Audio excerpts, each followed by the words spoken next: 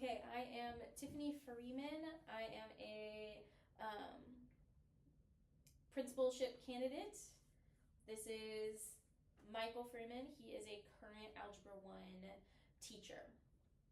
Okay, so Ms. Freeman, we've got our T-test observations scheduled for next week. I'm really looking forward to it. We've seen great things from you in your walkthroughs and everything so far this year.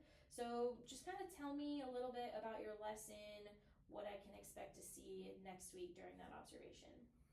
Sure. So we're going to be introducing a new topic about domain and range. Okay. And for Algebra 1 students, like, it tends to be kind of confusing just because it's something they've never thought about before. They've never heard the words domain and range in a math context. Besides, range is the difference between two small numbers. And that's going to come in handy if they know that. So we're going to do a warm-up based off of a previous, like a pre-quiz we did, and take some guided notes and have some practice, and I'll have an exit ticket. Okay. So what, you said domain and range, what's the exact objectives that are going to be addressed during the lesson? Okay, so I'm actually doing something different than I've done in years past, just because, like I said, domain and range is something in the past they've really struggled with in the beginning. But then, like, we hit it again during quadratics, and we hit it again during exponential, and by the end of the year, most of them understand it, not a problem, they do really well. But I don't know, for whatever reason, like, it just doesn't click in the beginning. So I'm really trying to change how I've done it in the beginning. I think the very first day we were going to be there, like, we're only going to talk about domain. I think in the years past, I tried doing both in one day to conserve time, whatever. But then, like, they give us more practice days. But then I feel like they never quite get it. And since they're still kind of new, they don't really want to ask for help. And so I'm really going to focus on just domain that first day. Okay. So what are some of the prerequisite skills that the students have to know in order to be successful in this lesson? Okay, so like as I said, like on our pre-quiz, like I'm gonna have them just like label points on a coordinate plane, because if they can't tell me which one's X and which one's Y, then they're gonna really struggle with domain and range. So I have a pre-quiz for them there. They gotta be able to identify X and Y coordinates. And then also, like, I think a struggle in the past is when there's an X between two inequality symbols, like, I don't really think they understand what that means. They've never seen that before. And for me, I mean, it's commonplace. So I just know, oh, the X it's in between these two numbers. It's in the middle. But I don't really know if all of them get that. And also, like, I want to make sure they understand the difference between less than or less than or equal to. And we do some solving inequalities, so I think we'll just come off of that. So luckily that'll build right in. But I don't know if I've ever seen that symbol before. So again, on their pre-quiz, it's gonna be like, I'm gonna have some of those, and they're like, circle all the numbers that make this true. So even if they don't know what that means, by seeing the options, I think a lot of them will be able to figure it out. So then when we start that part of the lesson, it'll be a lot smoother, is my hope. Okay. What do you expect the students to know and be able to do at the completion of your lesson? Okay, and like I said, so for the very first day, we're only focusing on domain. And so I expect them to be able to identify the domain of graphs, whether it's just dots, or it's discrete data, or if it's a straight line, or a wave, or if it's continuous data. And really, can they identify the difference between discrete and continuous? So it's a lot of vocabulary that they've never gotten before, and that we understand domain are just the X values. Like, we're only gonna focus on that one part.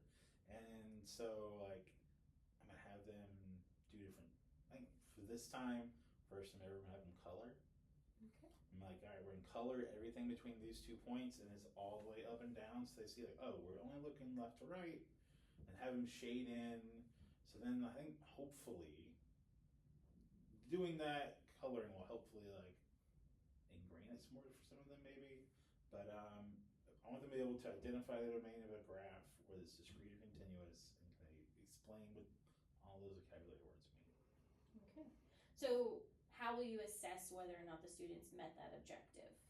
I'm gonna have an exit ticket, and really, well, not an exit tickets, maybe like an exit quizzes, like 5 questions, and like a couple multiple choice, and then like 2 or 3 where they gotta like type in the answers.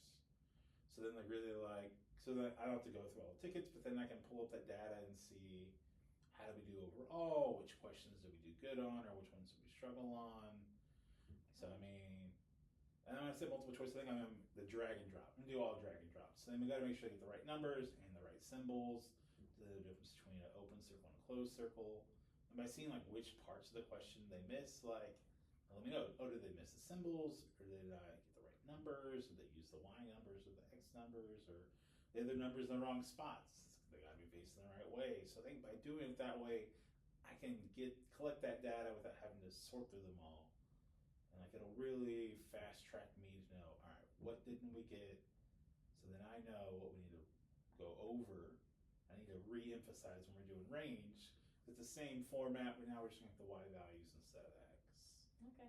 So briefly describe for me the varied learning needs of the students in this particular class that I'm going to be observing, including those with disabilities, your emerging bilinguals, and how you plan and prepare to meet for their needs. And I know that you teach Algebra 1, so it's one of our more advanced classes, but are there any varied needs within your, what class am I observing for you? Third period. Yeah. So in my third period, I do have a couple of kids who have some learning disabilities, mainly dyslexia. Okay. And so like I've identified them, but I mean like I know who they're comfortable with. Like I have one student that like he really doesn't like to read or get called on to read, and I don't do that to him. But he really like works well with his buddy, and his buddy does not mind like reading stuff out loud for the both of them to do. So like they've already made that partnership, and so like for me, I'm like I don't know if we can do that unless it develops into a problem. But so far, like, and he said to me, I really like sitting by him because he doesn't make me feel dumb and he helps me out. Like, oh, awesome. So then I said another one like that as well. So I mean, like they've kind of already found their buddies. So I make sure they sit near each other so they can help each other out. Because then like we don't need to draw anybody's attention to it or anything. And I don't have any English language learners in that class. I have one in a different class, and so like I have the notes. My wife taught me this cool thing where you can go and like translate it. And so I have like the English and the Spanish so they can see how it matches. And they're higher level, so I mean most of the time they don't need much help, but like there might be certain words, like especially like new vocabulary that they can connect it better, like that stuff I try to help them out with. But for the most part, I have the higher advanced kids. I don't have a lot of those. That's it for that question. Okay. So how will you differentiate your instruction in order to address a variety of learning styles? Because even if they don't have a lot of varied needs, I'm sure there's a bunch of different learning styles within your class. Right. And so like coming off our last, this will be right after our unit test from our last unit and that pre-quiz, like I use our unit test to then make my new seating charts. Okay. And I'm going to use that data from the pre-quiz to make sure that in each grouping, I have at least one student who's coming in strong, who's going to be able to help those around him. So I intentionally like make my own little mini professors in each section. So then like, if someone's like, well, what? They can help them. And so I always try to have at least one strong student in each group. Hopefully more, but I won't know to get that data. And so like by doing that, it gives them a chance to like, give them time to turn and talk to your neighbors or your group, whatever, so they can talk to each other. And so if they don't understand what I'm saying, hopefully someone else can like explain to them better or whatever. So that's worked really well in the past, like where the students help each other out. My problem is if you give them free seating, then usually those kids who all understand it want to sit together. And then they don't have to pay attention. So really, like I try to like spread out the wealth a little bit to make sure we're all growing collectively. And I like to emphasize that, like we're a class, we're a team. Like we want to all be getting better. Like so we all want to lift each other up. And so like the culture and camaraderie is like really good in that class. And so like I don't tell the kids I'm doing that, but I mean like sometimes I'll tell someone, hey, I put you over here. I know like this is not who no one wants to sit by, but like I really need you to help me out. And so like giving them to buy in that they're a leader now, like kind of makes them feel good. I'm like, because you're really great at this. And so it's worked really well. And I'm like, I really like doing that. And like I said, like that first day when it's practice and stuff, there's no, um, it's not, nothing's for a grade. So like no one's like, hey, if you're messing up, that's okay. Like it just lets me know like where I need to help you. Okay, so like on that particular day, we won't have a graded assignment, so don't have anything. But using that information when we have different activities, like I usually try to do different stages, like a high stage for the kids who are math to try to push them, then a medium stage, and then a lower stage because like I know I'm gonna need to be around them more. And usually I like to do like different gallery walks out in the hallway. And I'll have like different, like, hey, you do the blue one, you do the green one, you do the red one, or whatever. Like, and really, it's just like random. The kids think it's random or whatever. I'm like, but like letting them, like, hey, like this one's gonna be challenging. I really want to push you. Right, man, you guys are right on the brink. I want you to work in this middle one. So then, like, really build up those skills. Or the kids, like, man, I know you're struggling. Like, so I want us all to be. They might stay back in the classroom with me, and like we'll do another lesson together or something. So like I'm like, it's not punishment, but like we all need to know how to do this. Like, what can we do together? You know what I mean? So my next question was going to be, are there any particular grouping structures in place? You already touched on that. No, you're good. You already touched on that with you're strategically pairing them based on that data. We love to see that data-driven instruction. But within those student groups that you mentioned, how will you hold students accountable for that group work and ensure that, those teacher or student experts, I don't exactly remember what you called them, aren't the only ones doing any thinking? All right, so when we do group work, like if we're doing like a game or review or something, like everyone has to do the problem on their whiteboard. We do whiteboard practice. They all do it on their whiteboard. All right, and then like I'll roll a dice and number 3 has to come bring me their board. Well, they don't know who number 3 is. Like I don't tell them ahead of time. Like they all know what number they are, but I don't tell them who's going to tell them to answer ahead of time. So they all are responsible for doing the problem. And then my leader kid, I'm like, hey, like if they're struggling, like help. You all need to help each other out because you're all responsible for this problem. Like you don't know who's getting called up to talk to me. Okay. I mean, so it kind of holds them accountable. Because then, like, if someone on the team doesn't do anything, well, then if someone's just refusing to work, then they can contact me and we'll go over and talk to them and address the situation. But like by doing that randomness where they don't know who's gonna have to answer, and then they want to win. You know, if it's for nothing, they just want to say that they won. I mean, Jolly Ranchers are great motivation, apparently, for 8th graders. And so, like, by doing it that way, like, each group holds itself accountable. And so then, like, I get to more just observe and note if there's any extreme situations I need to contact. Okay. So what are your plans for lesson closure and reflection? You mentioned earlier an exit quizzes with the drag and drops. So are they just gonna do that and walk out, or how do you plan on wrapping up and closing that lesson? So I have like an alarm set when there's 5 minutes left. Okay. So I'll start that quizzes when there's 5 minutes left. Because it really shouldn't take more than 2 minutes. I mean, they'll already be logged in their laptops. Or if not, I'll make sure I give them maybe 8 minutes. Like, hey, the last 8 minutes, we're gonna take this quizzes. When you're done, put your laptop up, plug it in, and then they stay at their desk if they're not done. But I'm telling them, I'm not gonna help them because I don't want them to help anybody else. If I really want to know, what do you know? And it's not for a grade. So like, it's okay if you mess up. That just lets me know you need some more help or I didn't do a great job. I tell them all the time, hey, if everyone messes up, well then it's on me. It's not. So I mean, like that's okay. Like I need to know what you don't know. So within the quizzes, how will they know how they did? At the end, it gives them a percentage. Okay, so they'll know at the end of it they'll know where they're at, all those kinds of things. Yes. Okay, so is there any other special circumstance I should be aware of before our scheduled observation? I have one student who wears a monitor for their blood sugar.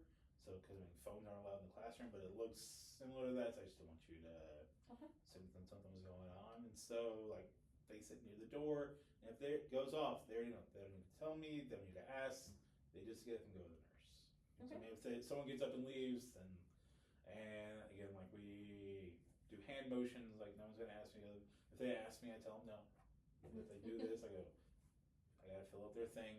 So I just don't want them to stop down my teaching. Okay.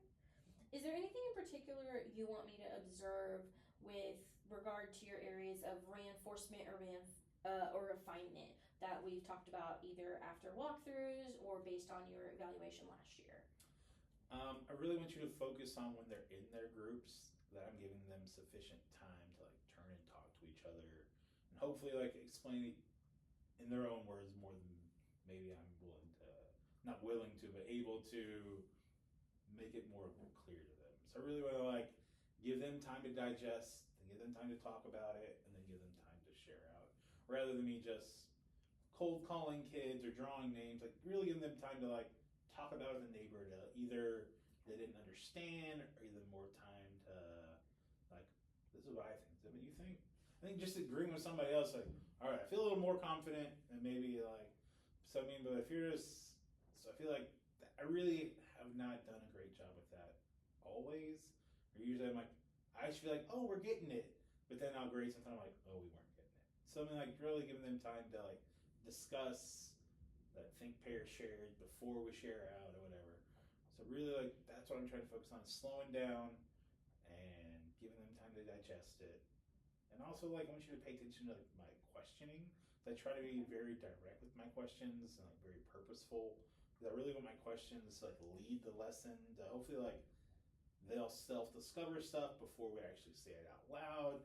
And because when they do that, they get excited and they feel really smart. And I'm like, yeah, that's exactly where we're going. That's awesome. So I really like my questions, try to direct my teaching to discovery before we actually say. And if they don't, that's okay. But I mean, ideally. Okay. Is there anything else you'd like to discuss before the observation? I know you're our department head. You're also a team lead. You're also a singleton. You wear many hats on our campus. So, Are you have any other concerns you want to talk about? Is there anything admin can do to further support you in your class? Yeah, being a singleton like is great, and then also like kind of burdensome sometimes. Cause like it's great because I get to make all my decisions. Whatever I think is the right thing to do, that's the right thing we get to do. But then there's also none of that ever. I get to, hey, what do you think about this? And I can get that from outside, but no one else teaches algebra on our campus. So like, I really have to rely on other people off campus to get their opinion or run stuff by them. I mean, my other teachers on campus, I can run ideas, general ideas, but nothing algebra specific. And so, while I love it, it's also can be a little challenging at times. Okay. And so we have that district-wide professional development day coming up in a couple of weeks. Would it be helpful if we could get you in with the high school Algebra 1 teachers to maybe collaborate with them, run their questions by them, those kinds of things, if that's possible? Yeah, that's great. I worked with Coach Owens before, kind of format for something. I don't remember exactly, but I know me and him have a lot of the same ideas, and we've shared some stuff. I think that would be nice to talk about, hey, how did the first 6 weeks go? Where did your kids struggle? What are you planning on for the second 6 weeks? It's kind of nice to make sure we're on the same path. Okay, I will reach out to their APs, figure out what their schedule is, and see if we can accommodate that in our schedule for you to go over there while still being able to lead your math team, because I know you really support all of them. Do you have any other questions or anything else? No. Hope it goes well.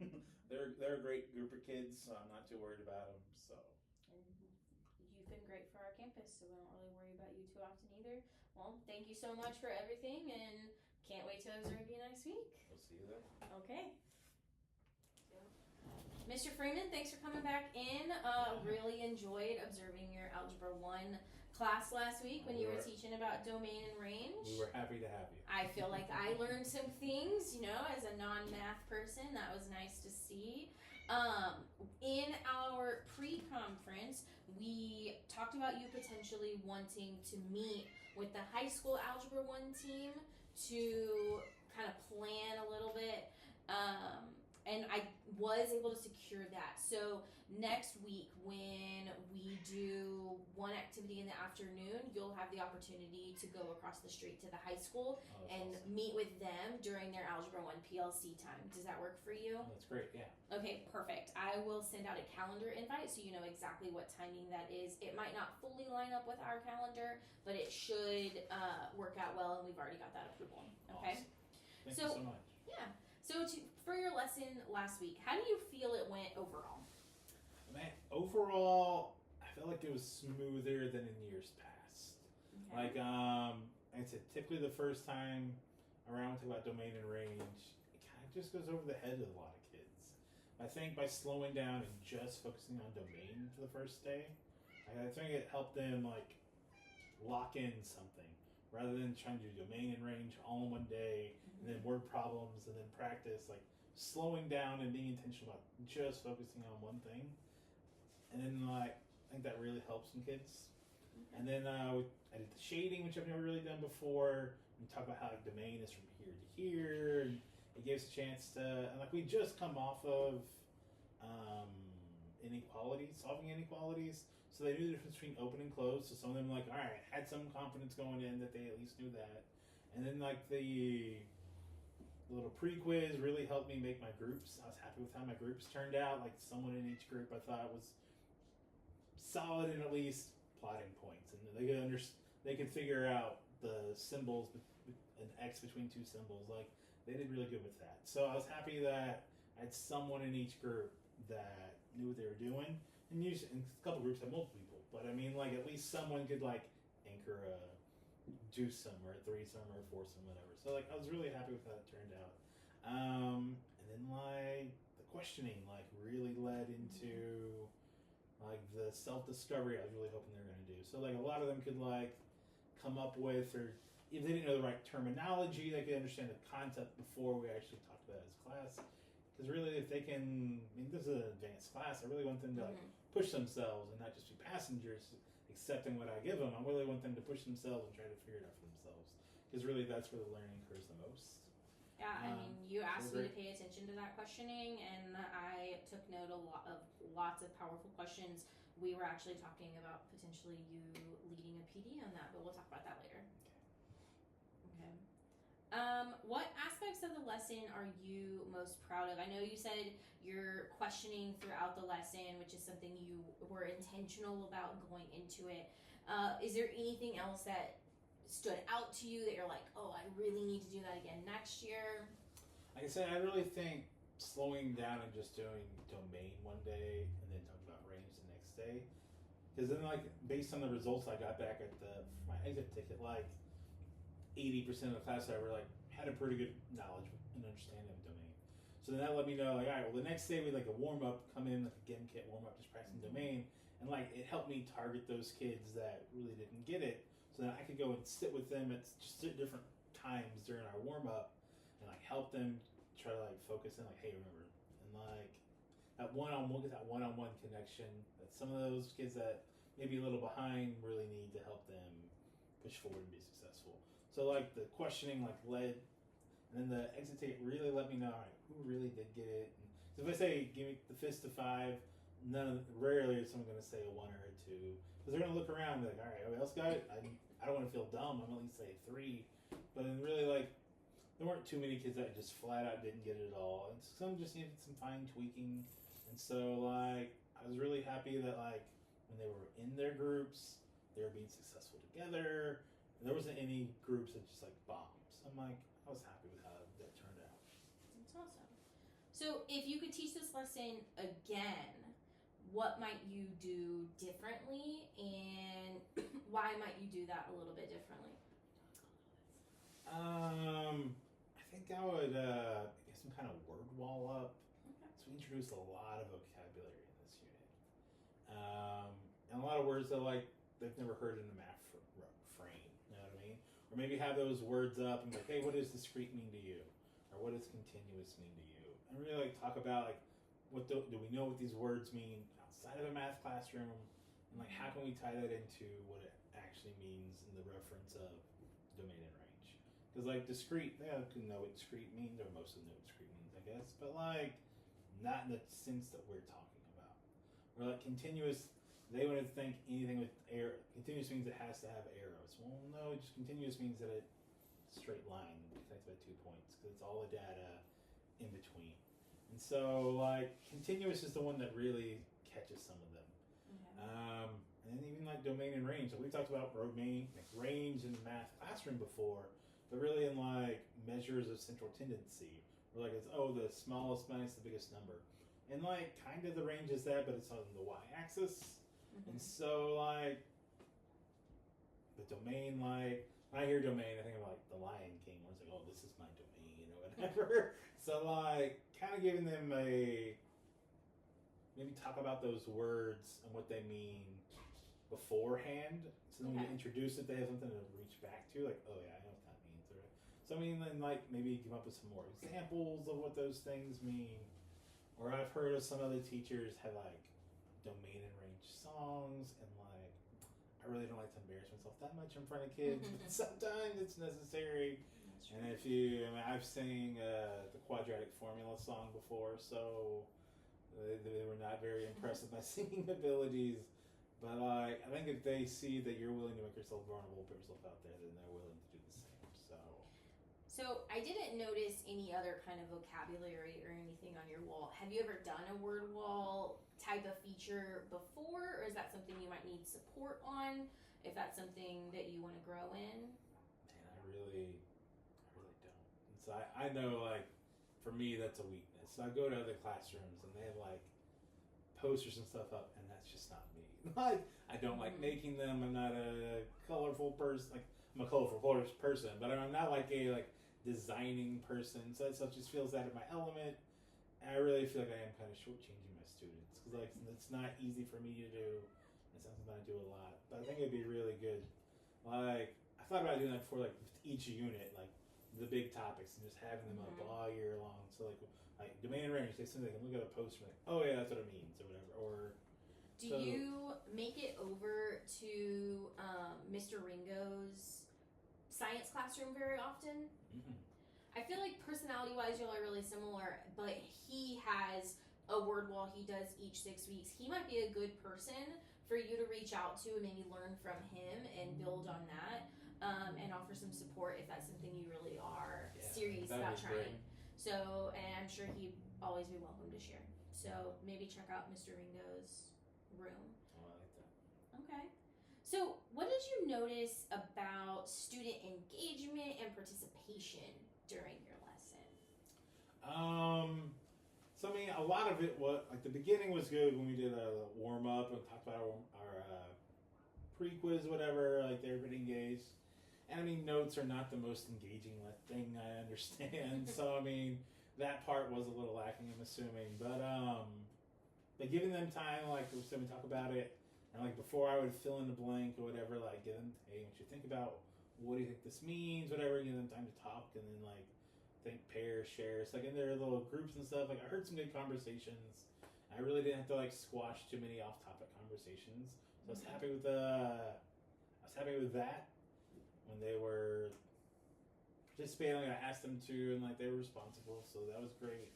And then during our but the unfortunate thing was like the kids who shared out the most were like the same kids. Like my like table leaders were the ones sharing the most. So if I call that a table, like, hey, this table, like they would step. So I really need to figure out a different way to like table 5 and give them all color or something, or give them all color and a number. So or like tell them like, hey, I've heard from this table, but a different person's to talk or something. You know what I mean? Like I don't want to say like table 5, not Judson. I mean, like I don't want to say that, but I mean maybe like call on multiple tables. Like, hey, if I call on your table, then no one person can speak more than once. So if they speak first, then like they get someone else can speak later or something. So I mean, something where like I can get more feel. Because like I said, then when we did our exit ticket, like there were some kids that was like, okay, I really need go back like tomorrow, like the next day when we did our warm up, I went and had to sit with them, and some was just kind of little fine tweaking, and some really had to sit with a little longer, like they needed a little more, and so I wish I'd have known that like during the lesson a little better. I wonder if, I know when you're doing your whiteboard practice, you assign each kid a number. I wonder if you could use that same system when calling on kids or asking who's leading that conversation, almost like a Kagan strategy where you number each kid 1 through 4, and it's like, all right, out of the number 2s, share out. That might be something helpful to touch on what you're feeling, what your lesson was lacking in. That'd be very good. I like that. Or maybe I could do like the wheel and Ames or something. Yeah. That's always fun. It's always fun to see kids going, Or the opposite, when you're trying to get a kids prize and they want to some answer. kids want to answer every question. I'm like, you can't answer every question. So at the beginning of the year, I know you set those really strong T-test goals. How did this lesson align with the goals that you set at the beginning of the year? Well, like my personal growth I was at 70% on domain and range last year, which is pretty good. But like, to me, it's not a very hard topic. I really wanted to get that up to 80%, if not 85%, on the STAR test. And so like this was a direct like tie-in to that goal. And like I said, like we'll hit domain and range. Like we talk about it again during quadratics and again during exponentials, and really like we have random warm-ups every so often about domain and range, just because it's a topic that like once they get it, they can answer every question about it. It's not very hard. So it's really like, man, we have to understand this. There's going to be 6 or 7 questions about domain and range. I mean, out of 56 question test, of 7 of them, I mean, that's more than 10%. I mean, if we get all those ones right, we're sitting pretty. So I feel like it works to that goal because I understand like how important this teak is towards where they want to be. Okay. Well, I thought your lesson was great overall. I emailed this to you, but I already printed out a copy for you as well, just in case you hadn't had a chance to look over it. So remember, when you're getting those scores in each area, this is not your summative. This is just a snapshot. We can't observe everything in one day. So the majority of your scores are in that 4 and 5 range, like you're used to. A couple 3s here and there, but overall, a really strong lesson. I want to touch on your areas of refinement and reinforcement. So let's start with the celebration first. Your area of reinforcement was definitely those questioning strategies. You asked me to look for them. I definitely noted them and took those down as you were asking them. And you're right to feel strongly about that and proud of that in your lesson, because that was a real strength of yours. I wrote down some of the ways that you asked questions to really put the thinking on the kids, and was really impressed by that. I brought it to Miss Decker, and we agree we'd love for you to share out about something like that at one of our next professional developments. That's how strongly we felt about that. Yeah, so congratulations. The area of refinement, and again, this is based off of one lesson. I know you do these things. It's just not something I necessarily observed in this lesson, was your differentiation. Now, I know in our pre-conference, we talked about how you don't have as many different types of learners as maybe an on-level class. You have a couple of dyslexia students, but not really anything else. But I did notice different levels of learning happening throughout the lesson. But I didn't really observe any differentiation outside of those questioning strategies for your kids who were already experts versus your kids who were kind of struggling. So what are some ideas you have that might help us support you in that area of refinement? Yeah, I 100% agree with this lesson. There's a lot of notes, there's a lot of absorbing information, a lot of new vocabulary and stuff. So for this lesson, there wasn't a lot of differentiation put out there. So, like, I try to differentiate when I made the groups to always have someone strong there, whatever, but I feel like on note days, I really don't know how to differentiate that well. Okay. Like, I really don't know how to this is like I said, in advanced class. There's certain days that like we just gotta sit and get. We gotta. So I'm not sure. Probably need some help in that. Okay. With my English background, with you, I don't have any ideas off the top of my head. Give me a couple days. I'm gonna do some more research into this for you, and just maybe offer some quick strategies to do differentiation in an advanced math class in that notes portion.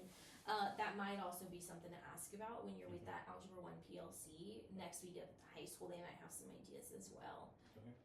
All right. But overall, I thought this was really great. Did you get a chance to look over your scores before you came in? Yeah, I looked at them online, and like I was super happy with what I got, Okay. and like how it went. So it was a good class.